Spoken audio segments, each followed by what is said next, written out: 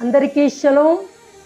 ఈ ఉదయం సమాధానకరమైన ఆశీర్వాదపు వాక్యం మీకా గ్రంథము 7వ అధ్యాయము 11వ లేఖనము. నీ గోడలు మరలా కట్టించు దినము వచ్చుచున్నది, అప్పుడు నీ సరిహద్దు విశాలపరచబడును.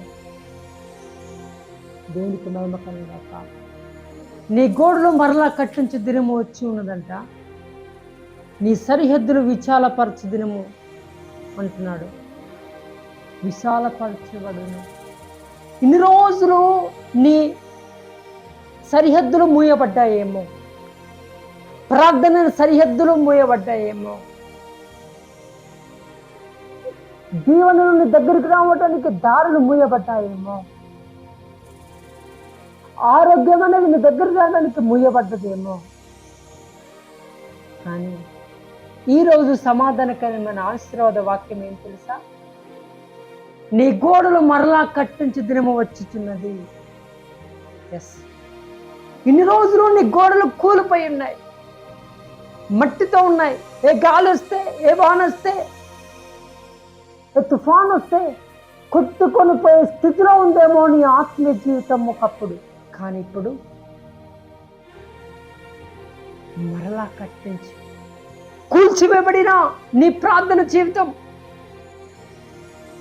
కూల్చివేయబడిన నీ ఆత్మీయ జీవితం, కూల్చివేయబడిన నీ వాక్యపు దానం జీవితం దేవుడు మరలా కట్టించు దినము వచ్చుతున్నది.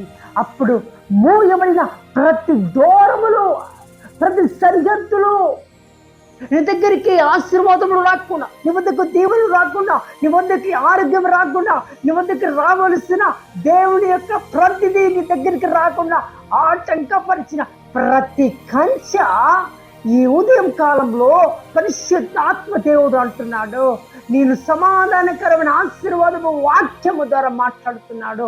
అవన్నీ సరే విశాల పరిస్థితి.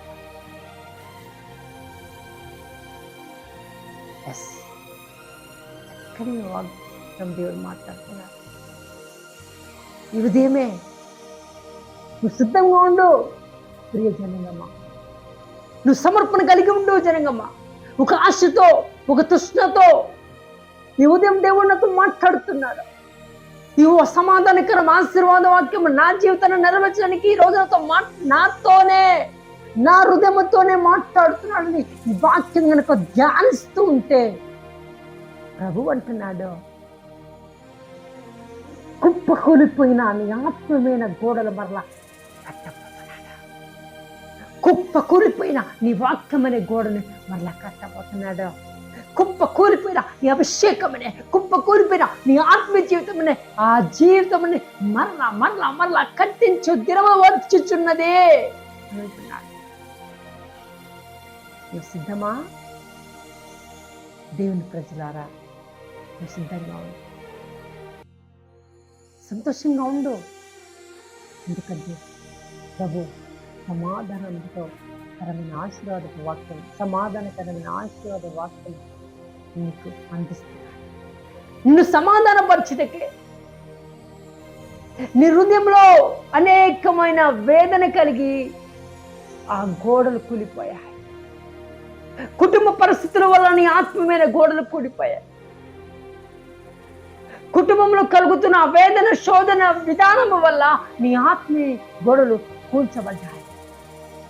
కట్టవలసిన నీ ఆత్మీయమైన హృదయంలో మందిరము అది కూలిపోయింది. కారణం ఏంటంటే అపవాది శోధన వలనే, నువ్వు ప్రభుని సరి అర్థం చేసుకోలేకపోవడం వలనే,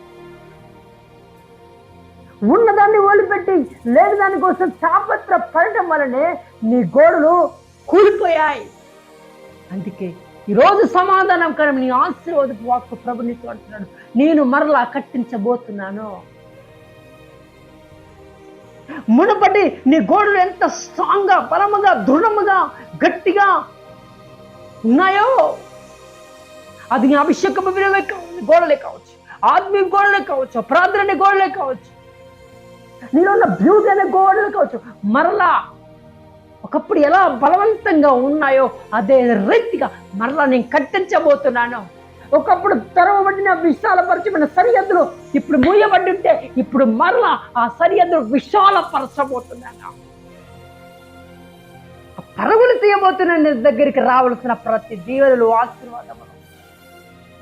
కాబట్టి బిడ్డ, నువ్వు కనుక సిద్ధంగా ఉంటే, కాబట్టి వాక్యం నీ పట్ల నెరవేర్చబడినట్టు రండి మనందరకు కలిసి వాక్యంతో ప్రార్థన చేద్దాం. దయా సంకల్పం గల మహాపరిశుద్ధాత్మ దేవుడా, నీ పరిశుద్ధ పాదములకు వందనము స్తోత్రం. నీ బిడ్డలు, నీ ప్రజలు, నీ భక్తులు ఎంతమందికి వాగ్దాన్ని వీక్షించారు, ఎంతమందికి సమాధానకరమైన ఆశీర్వాదపు వాక్యాన్ని విన్నారో, విని ఒక తీర్మానం తీసుకున్నారో, వారి పట్ల మీద గొప్ప కార్యం నిర్మించి నీ సాక్షి బిడ్డలుగా, యథార్థమైన బిడ్డలుగా, భయభక్తులు కలిగిన బిడ్డలుగా, నీ కనుక బ్రతికే బిడ్డలుగా ఇది ఉంచి మీరే మహిమ గంత ప్రభావాలు పొందమని త్వరలో రాలిన క్రీస్తు నామ మీద బతిమలు అడివేకున్నాము తండ్రి. ఆమెన్. అందరికీ షలోమ్. God bless you.